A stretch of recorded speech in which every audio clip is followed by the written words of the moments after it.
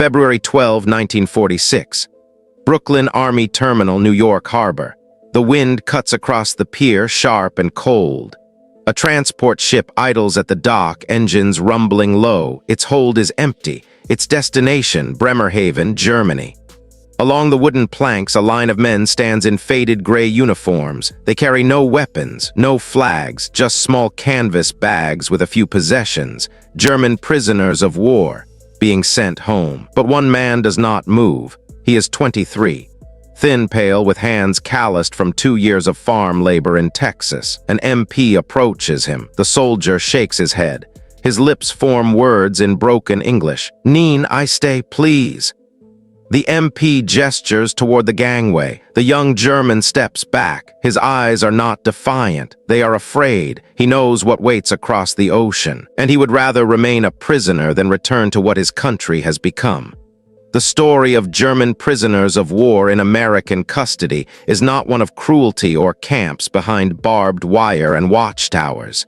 It is something far stranger. It is a story of men who arrived as enemies and left confused. Men who expected brutality and received 3 meals a day.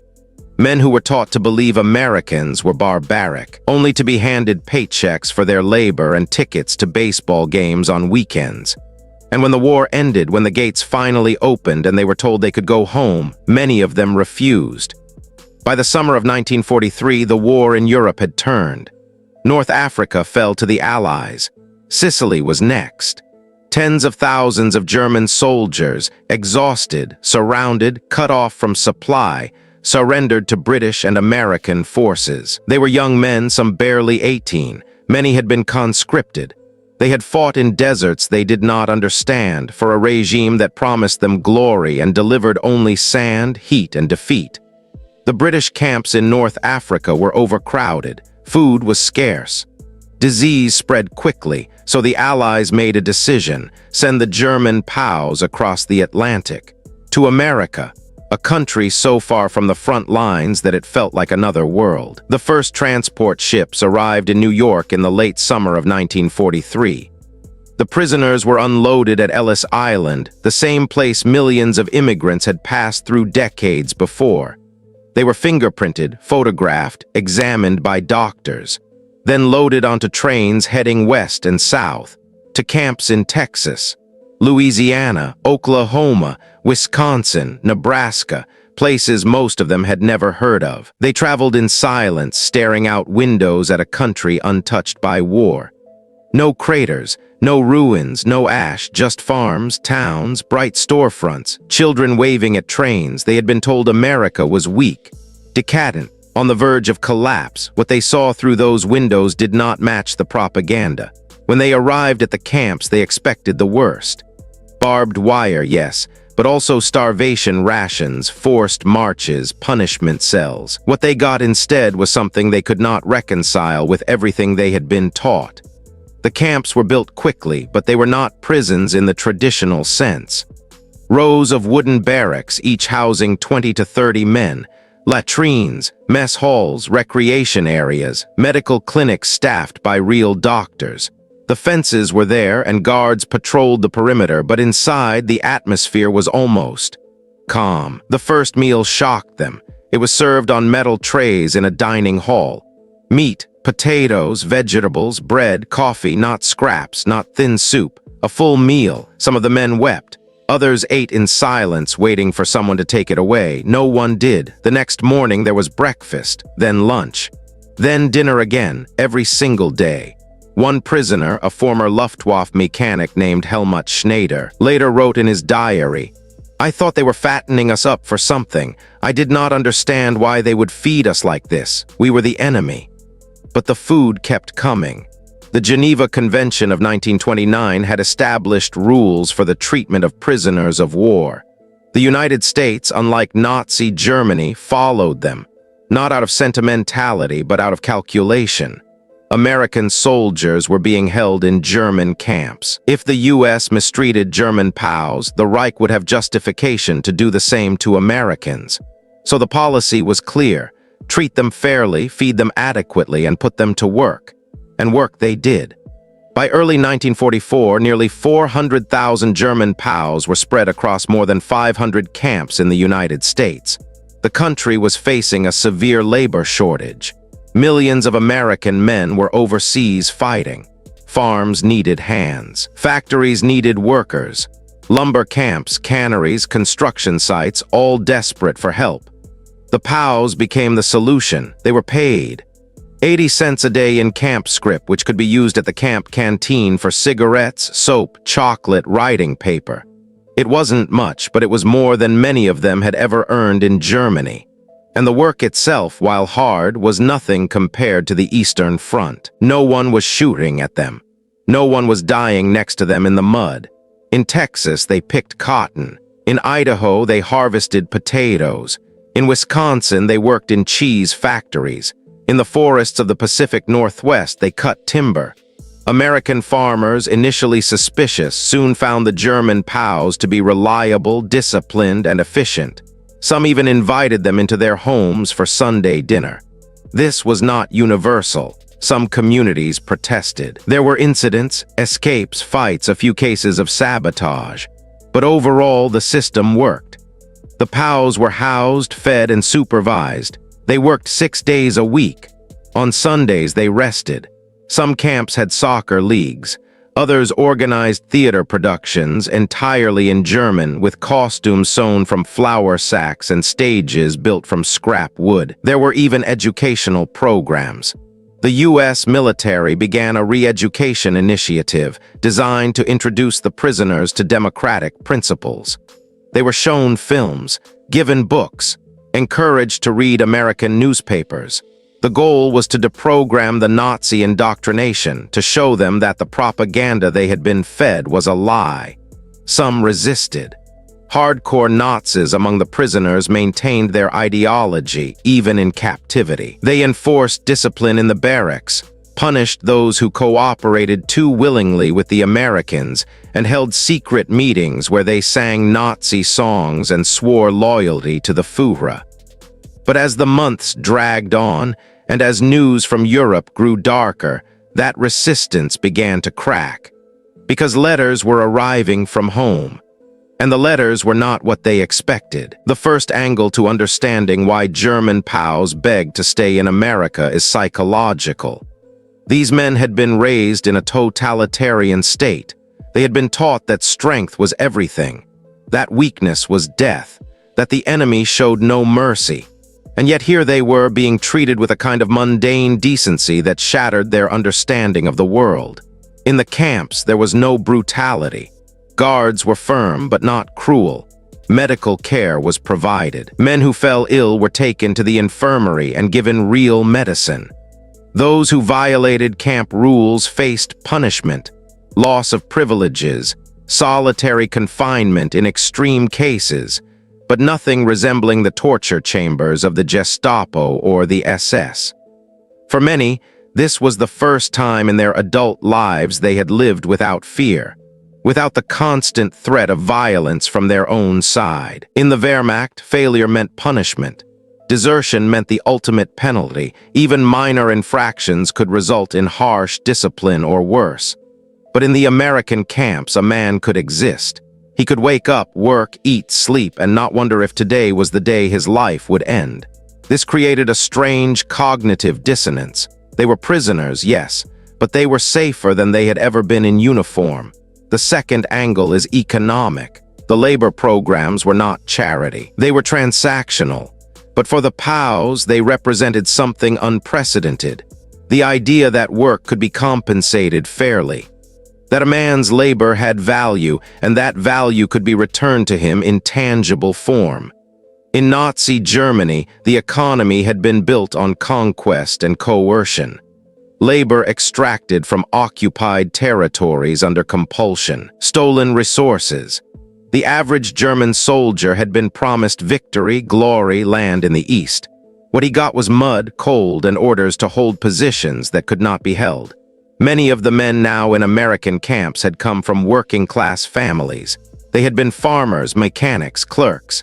The idea of steady work, fair pay, and predictable conditions was not something they had known under the Reich. Some POWs saved their scrip. Others spent it immediately on small comforts: a bar of soap, a pack of cigarettes, a Coca-Cola, which many of them tried for the first time and found bizarrely sweet. These were tiny things, but they added up. They represented choice, agency, a life that was not entirely dictated by someone else's will. The third angle is material. The contrast in food alone was staggering. In Germany, rationing had begun in 1939 and worsened every year. By 1943, the average civilian diet was barely above starvation level: bread made from sawdust, ersatz coffee brewed from acorns, meat once a week if you were lucky. Soldiers on the front got marginally better rations, but not by much. In the American camps, the POWs were eating better than most German civilians, better in some cases than they had eaten in their entire lives. Breakfast might be oatmeal, eggs, toast, and coffee. Lunch could be stew with actual chunks of beef. Dinner often included vegetables, bread, and dessert. On holidays, Thanksgiving, Christmas, the camp kitchens prepared special meals: turkey, ham, pies. One prisoner interviewed years later said, "I thought the Americans were trying to trick us. I thought if we ate too much, they would stop feeding us and we would suffer more. So I ate slowly, but the food never stopped." This abundance was not accidental. The U.S. military understood that well-fed prisoners were healthier, more cooperative, and less likely to cause trouble. But for the Germans, it was a revelation. It proved that America had resources beyond anything the Reich had ever possessed. It made the propaganda seem not just wrong, but absurd. The fourth angle is emotional. The letters from home began arriving in late 1943 and continued throughout 1944. They were censored, of course, but enough got through to paint a picture. And that picture was bleak. Wives wrote about food shortages. Mothers described air raids. Sisters mentioned neighbors who had been killed. Brothers wrote from the Eastern Front, if they wrote at all. The tone of the letters shifted over time. At first, there was hope. Germany would rally. The Führer had a plan. Secret weapons were coming. But by mid-1944, the hope was gone. The letters became desperate. Pleas for the war to end. Prayers for survival. Some prisoners stopped receiving letters altogether. No explanation, just silence. They would wait by the mail cart every week, hoping. And when nothing came, they would return to their barracks and lie on their bunks, staring at the ceiling. The POWs in America knew the war was not going well. They heard rumors. They saw American newspapers, even if they couldn't read English. They watched newsreels in the camp theaters, propaganda films meant to show them the righteousness of the Allied cause. But it was the letters, or the absence of letters, that made it real. Meanwhile, they were living in relative comfort, sleeping in beds with mattresses, showering with hot water, playing cards in the rec hall. It created a kind of survivor's guilt. They were safe. Their families were not. The fifth angle is comparative. News began to filter in about what was happening to German POWs held by the Soviet Union. The stories were horrific. Forced marches into Siberia. Labor camps where men died by the thousands from cold, starvation, and disease. Executions, mass graves. The Soviets did not follow the Geneva Convention. To them, German soldiers were war criminals, every one of them complicit in the invasion of the USSR and the atrocities that followed. Some of the men in American camps had friends or brothers who had been captured on the Eastern Front. They never heard from them again. The assumption was that they were dead, or worse, alive, but in conditions so brutal that death would have been a mercy. This knowledge spread through the camps. It became a kind of collective understanding. We are the lucky ones. We surrendered to the Americans. If we had been captured by the Russians, we would already be dead. The sixth angle is moral. Not all of the prisoners were Nazis. Some had been, yes, true believers who still clung to the ideology even in defeat, but many had been conscripts. Men who had no choice but to serve. Men who had joined because it was that or be labeled a traitor and shot. Men who had gone along because that was what everyone did, and questioning it seemed impossible. In the American camps, away from the propaganda, away from the officers and the party officials, some of them began to think, to question, to wonder if everything they had been told was a lie. The re-education programs helped, but it was not just the films and books. It was the simple fact of being treated like human beings. It forced them to confront an uncomfortable truth. If the Americans were not the monsters they had been told about, what did that say about the Reich? Some rejected this entirely, clung to their beliefs, insisted that Germany would still win, that the Führer had a plan, that this was all a temporary setback. But others, quietly, privately, began to let go. They stopped singing the party songs, stopped saluting when the diehards demanded it, started asking questions they had never been allowed to ask before. And when the war finally ended, when the news came that Germany had surrendered, these men faced a new and terrible question. What now? May 8, 1945, Victory in Europe Day. In the American camps, the guards celebrated. Prisoners watched from behind the wire. Some felt relief. The war was over. They had survived. Others felt only dread, because now they had to go home. In the weeks following Germany's surrender, the reality of what had happened to their country began to emerge. The camps received newspapers, photographs, reports from the occupying forces. Germany was not just defeated, it was destroyed. Berlin was a wasteland. Hamburg, Dresden, Cologne, cities reduced to rubble. The infrastructure was gone, roads cratered by bombs, bridges collapsed, rail lines torn apart, factories obliterated, entire neighborhoods erased. The images showed streets filled with debris, buildings gutted by fire, survivors wandering through the ruins like ghosts. And then there were the reports of the concentration camps. Photographs of Bergen-Belsen, Dachau, Buchenwald, the mass graves, the gas chambers, the skeletal survivors, the sheer incomprehensible scale of the atrocities committed in their name. Some of the POWs refused to believe it, insisted it was Allied propaganda. Fake photographs designed to humiliate Germany. But others could not deny it. They had seen things, heard things, even if they had not participated directly. They had known something was wrong, and now the full horror was undeniable. For these men, the idea of returning to Germany became unbearable, not just because of the physical destruction, but because of the moral weight. What would they say to their families? How could they explain what they had been part of? How could they rebuild a country that had done this? The dread deepened when they learned how Germany had been divided. The Western zones, controlled by the Americans, British, and French, were relatively stable. But the Eastern zone, controlled by the Soviet Union, was a nightmare. Mass deportations, confiscation of property, forced collectivization, summary executions of anyone deemed a Nazi collaborator, which could mean almost anyone who had worn a uniform. The prisoners whose homes were in the East knew what awaited them. If they returned, they would not be going back to their families. They would be going into Soviet hands, and Soviet hands showed no mercy.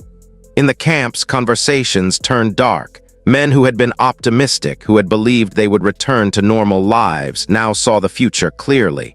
There was no normal to return to. Germany was gone. The country they had known no longer existed. And so, when the orders came down in early 1946, that repatriation would begin, that the POWs would be sent back to Europe, the reaction was not relief. It was panic. The first repatriation ships left New York in January 1946. The prisoners were assembled, processed, and marched to the docks. Most went quietly. Some wept. A few tried to run. At Camp Mexia in Texas, a group of prisoners barricaded themselves in their barracks and refused to come out. MPs had to use tear gas to force them into the trucks. At Camp Hearn, also in Texas, 3 men escaped the night before their scheduled departure. They were found 2 days later, hiding in a barn 20 miles away. When the MPs asked why they had run, one of them said, "I would rather die here than go back."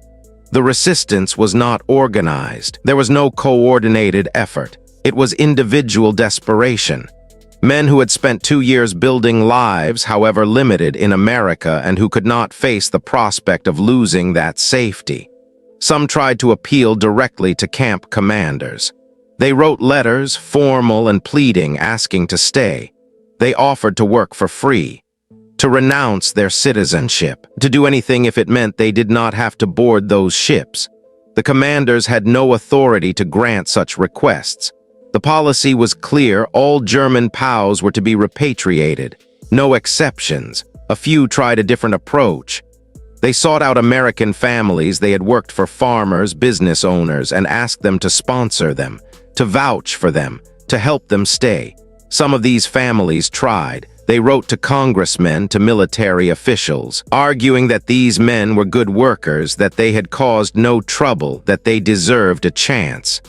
The responses were sympathetic but firm. The law was the law. In the camps, the mood turned grim. Men who had been cooperative, even friendly, became withdrawn. They stopped participating in activities, stopped attending the re-education classes, stopped caring. What was the point? They were being sent back to hell. There were suicides, not many but enough. Men who hanged themselves in the latrines or slit their wrists with smuggled razors. Each time the camp would go silent. The other prisoners would gather, faces blank, and watch as the body was carried away. No one spoke. There was nothing to say. The American authorities, for their part, were caught off guard. They had expected gratitude. The prisoners had been treated well, fed, housed, paid. The war was over. It was time to go home. The fact that so many did not want to go, that some were willing to die rather than return, was something the planners had not anticipated. Orders were adjusted. Security was tightened. Escape attempts were met with harsher punishment. The message was clear: you are going home whether you want to or not, and so they went. Loaded onto trains, marched onto ships, sent across the Atlantic back to a country that no longer felt like home. The men who returned to Western Germany found a landscape of ash and hunger. Cities were skeletal. Entire blocks reduced to foundations and broken walls. Survivors lived in cellars, in makeshift shelters cobbled together from rubble. There was no electricity in most places, no running water, no functioning government to speak of, just Allied military administrations trying to impose order on chaos. Food was scarce.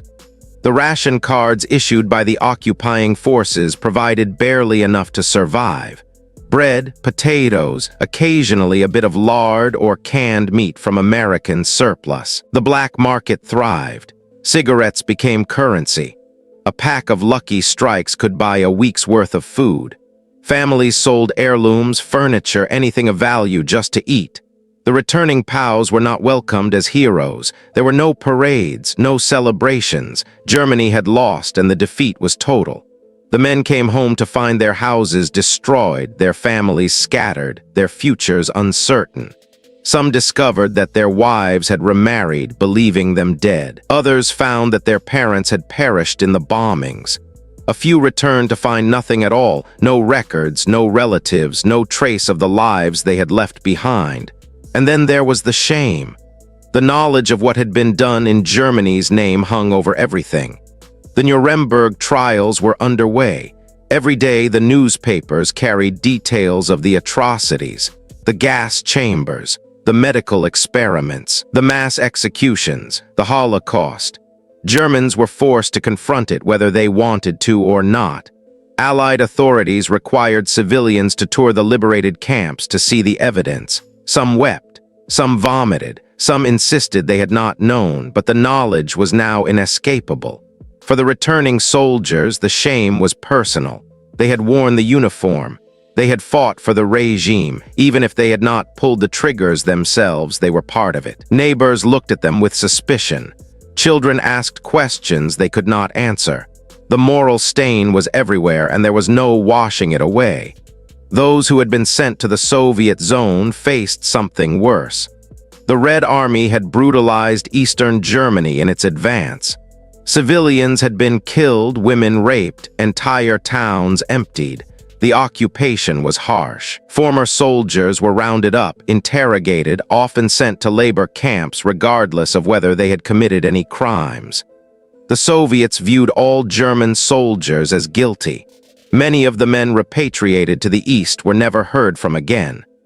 By late 1946, reports began filtering back to the remaining POWs still in American camps. Letters from those who had returned, smuggled messages, word of mouth.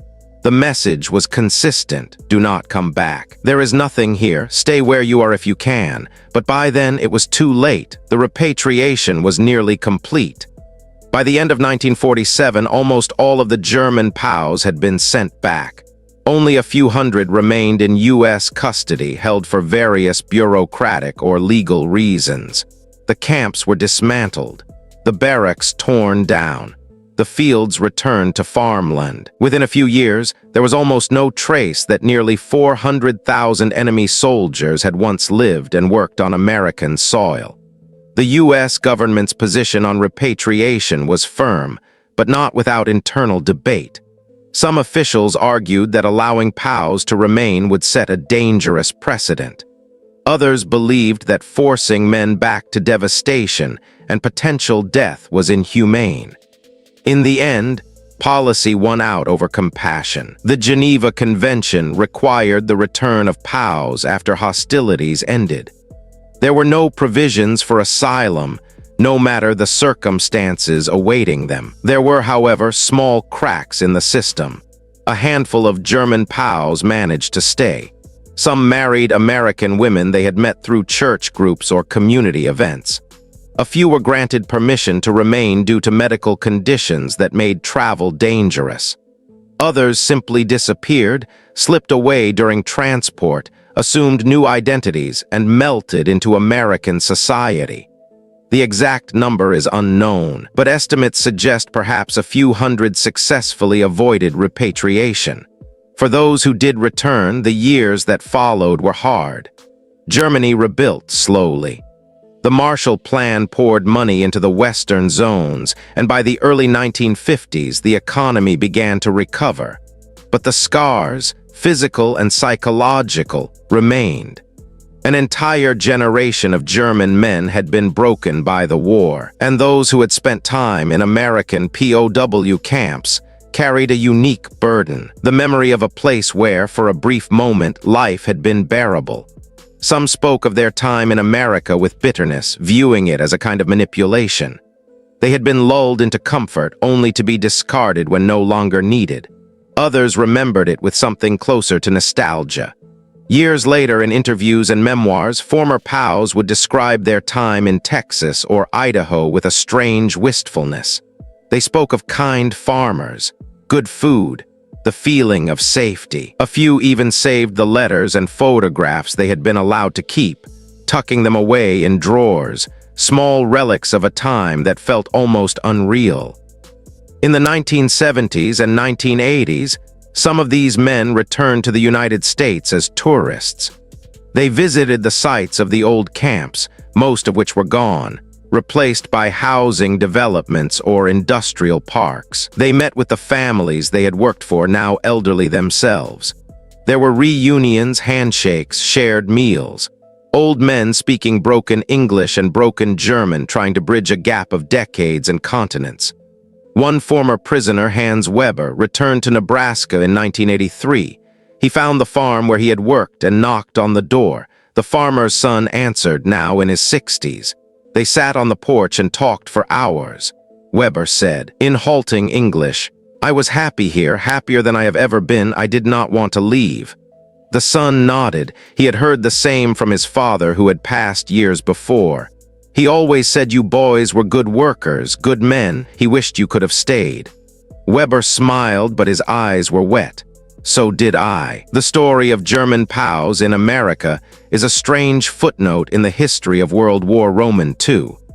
It does not fit neatly into narratives of good and evil, victory and defeat. It is a story about ordinary men caught in extraordinary circumstances, about the arbitrary nature of fate, and about the uncomfortable truth that enemies are often just people on the other side of a line, drawn by forces beyond their control. It reveals something essential about war, that it destroys not just cities and armies, but also the futures of those who survive it. The German POWs who begged to stay in American camps were not cowards. They were realists. They had seen two worlds, one of decency and order, the other of ruin and chaos, and they knew which one offered them a chance at life. Their pleas were ignored. Policy demanded their return, and so they went back to a homeland that no longer existed, to rebuild from ashes, to carry the weight of a history they could not escape. Some succeeded, some did not, but all of them remembered the camp in Texas where they picked cotton and ate real meat, remembered the farmer in Wisconsin who invited them to Sunday dinner, remembered the America they had been told was weak and corrupt, and found instead to be strong and in its own imperfect way humane. And they remembered that when the gates finally opened and they were told they were free to leave, they did not feel free at all. They felt abandoned, cast out from the only place where, for a brief and fragile moment, they had felt safe. That is what war does. It takes safety and makes it temporary. It takes home and makes it a memory. And it takes men who once believed in something and leaves them with nothing but the knowledge that they survived and the haunting question of whether survival was enough.